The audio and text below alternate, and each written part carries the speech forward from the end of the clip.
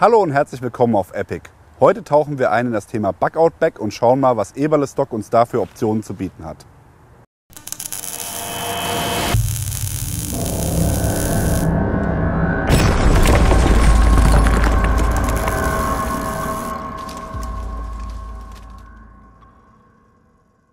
Auf der Suche nach dem perfekten Fluchtrucksack bin ich über Eberle-Stock gestoßen. Eberle-Stock kennt man eher so aus dem Militärbereich oder aus dem Jagdbereich, weil sie da Scharfschützenrucksäcke produzieren, die im Prinzip eine eingebaute Waffenscheide haben, wo man dann das Gewehr hinten direkt am Rücken trägt und über Kopf dann ziehen kann. Die haben aber auch unter anderem hier diese Lastenkraxen im Produktportfolio. Das wäre hier der M1 Carrier Frame. Die haben noch ein anderes Frame, das hat hier noch so einen Alubügel. Ich habe mich aber speziell für dieses hier interessiert. Das ist jetzt auch mit einem Alugestell, das ist nur innerhalb dieses Rahmens hier. Also wir haben keinen Bügel, der außen vor steht. Dadurch haben wir natürlich ein sehr, sehr schlankes Profil und es spart natürlich auch noch mal ein bisschen Gewicht.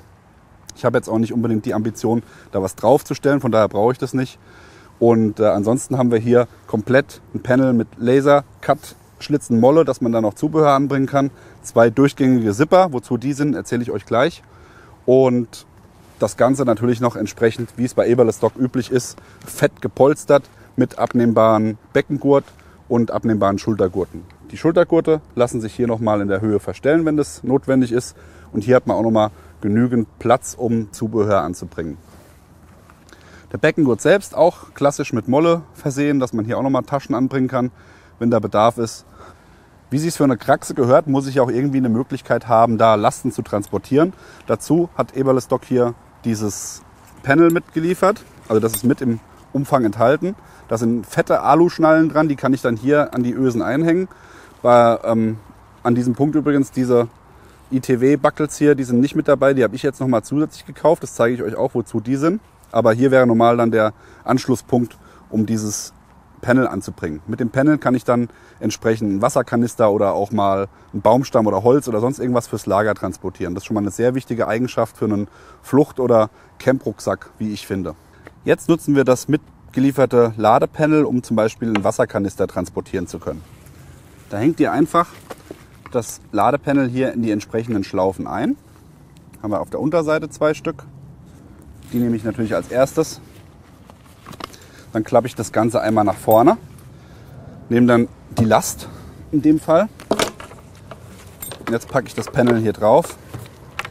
Und jetzt brauche ich das nur noch an den Seiten zu fixieren.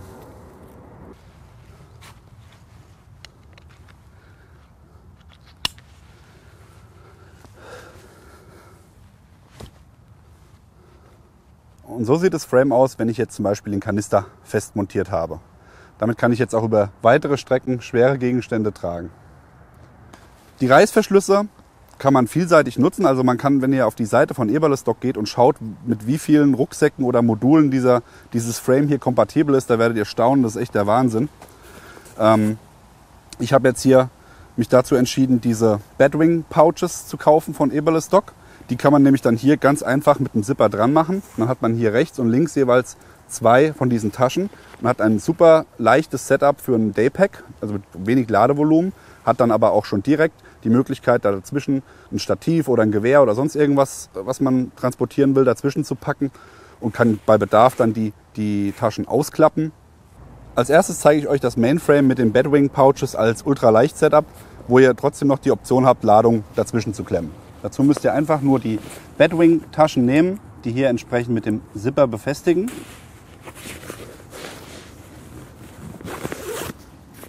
Dasselbe auf der anderen Seite.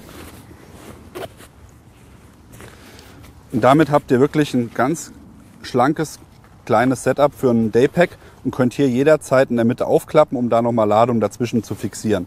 Wenn ihr das nicht machen wollt, könnt ihr hier den Zipper in der Mitte nehmen und den auch noch zuzippen. Und damit ist das Setup schon fertig.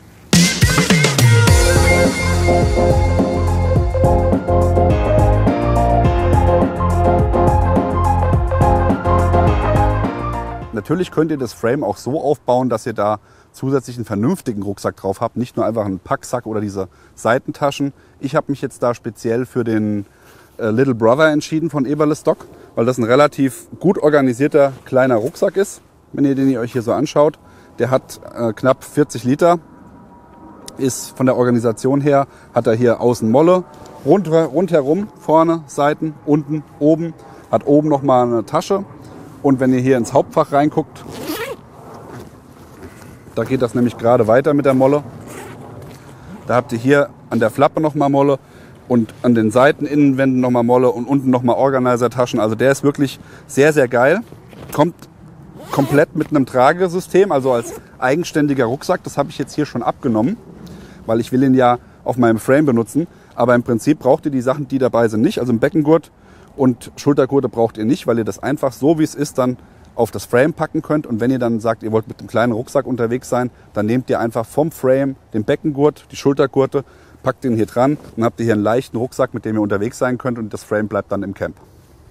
Auch richtig genial ist für einen Fluchtrucksack, ein Fluchtrucksack soll ja auch nicht viel Geld kosten. Das Frame ist jetzt nicht so günstig, aber ihr könnt mit einem relativ schmalen Budget dann anschließend hier aufbauen, nämlich wenn ihr den Dryback von Eberle Stock kauft. Das ist wirklich ein riesiges Poolfass, ein riesiger Sack und den könnt ihr auch hier mit dem Zipper anbringen und dann entsprechend mit dem Ladepanel fixieren. Dadurch ist dann eure Ladung auch wasserdicht, das heißt, wenn ihr mal eine Wasserüberquerung machen müsst, könnt ihr dann entsprechend einfach das Ding abzippen, alles was ihr hier habt, das Frame, die Klamotten, alles hier reinpacken in den Sack und dann mit dem Sack quasi den Fluss oder den See überqueren und anschließend wieder alles trocken auspacken.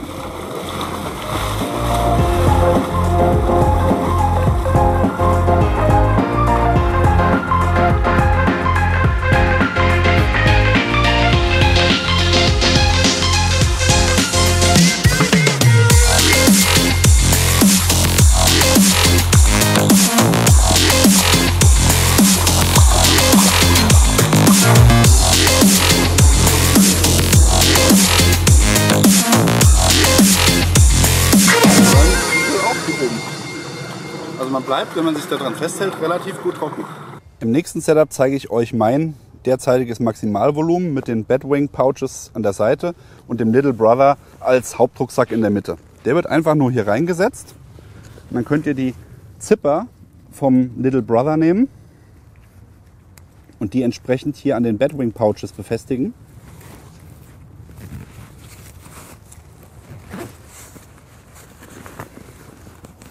Na, es klemmt ein wenig. So.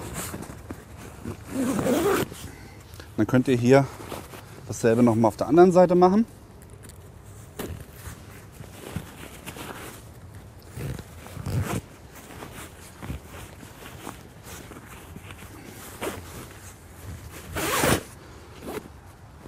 Und wem das nicht sicher genug ist wie mir, ich finde jetzt einfach, dadurch, dass es nur an der Seite fixiert ist, ist mir das ein bisschen zu wenig.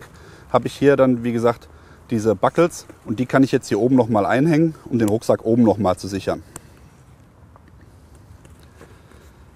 So.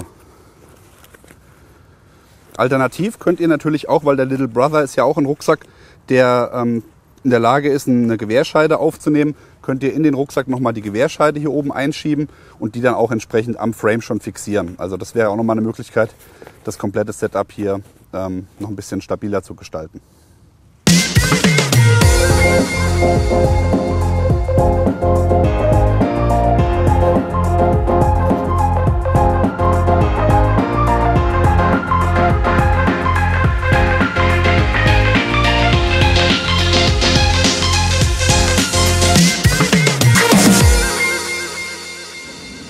Als nächstes haben wir hier den Dryback. Den kann man natürlich auch entweder nur mit dem Panel tragen oder mit den Reißverschlüssen festsippen, was wir jetzt auch machen in dem Fall. Das heißt, wir legen ihn einmal so hin, dass wir die Zipper zumachen können. Zippen den dann genauso wie den Little Brother hier fest.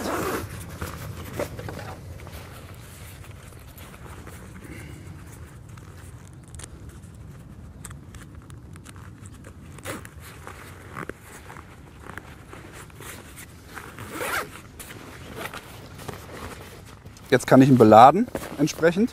Ich nehme jetzt mal gerade den Little Brother als Füllung.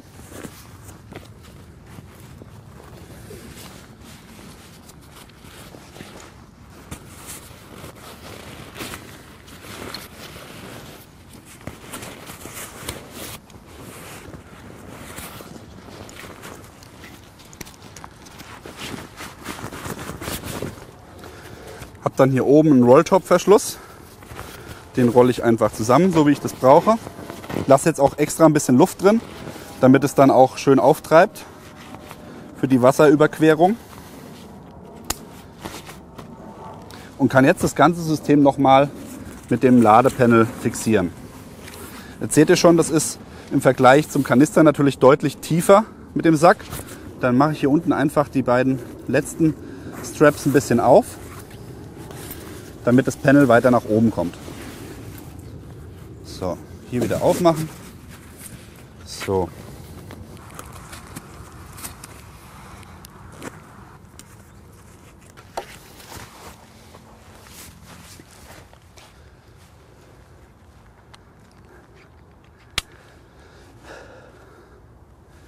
Mit diesem Setup habt ihr die leichteste und auch die gleichzeitig kostengünstigste Variante, weil der Packsack an sich nicht so teuer ist. Da habt ihr quasi nur die Kraxe als teure Komponente und den Sack. Das Panel ist dabei und damit habt ihr schon wirklich ein amtliches Ladevolumen, mit dem ihr unterwegs sein könnt. Wenn ihr euch ein Bug-Out-Bag zusammenstellen wollt, seid ihr mit Eberle Stock richtig. Da habt ihr hier mit dem Frame oder hier auch mit dem Little Brother habt ihr wirklich super geile Komponenten, die alle zueinander passen, kombinierbar sind und auch flexibel autark nutzbar sind. Also ich finde das wirklich ein sehr, sehr geiles System. Ihr bekommt die Sachen von Eberle Stock bei Army Online Store. Den Link blende ich euch unten ein. Wenn ihr noch Fragen zu den einzelnen Modulen habt, schreibt es in die Kommentare. Wenn euch das Video gefallen hat, lasst ein Like da, abonniert den Kanal, denkt daran, die Glocke zu klicken, damit ihr über neue Videos informiert werdet. Und dann sehen wir uns beim nächsten Mal. Bis dann. Macht's gut. Bye, bye.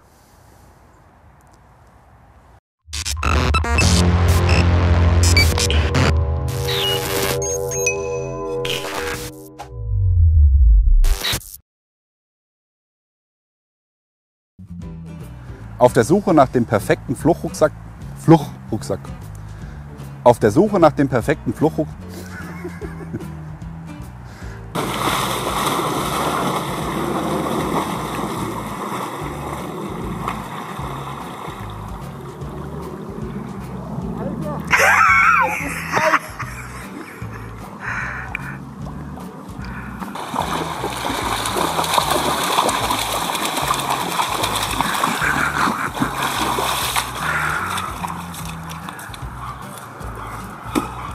Oh Scheiße, ich habe vergessen Aufnahme zu drücken.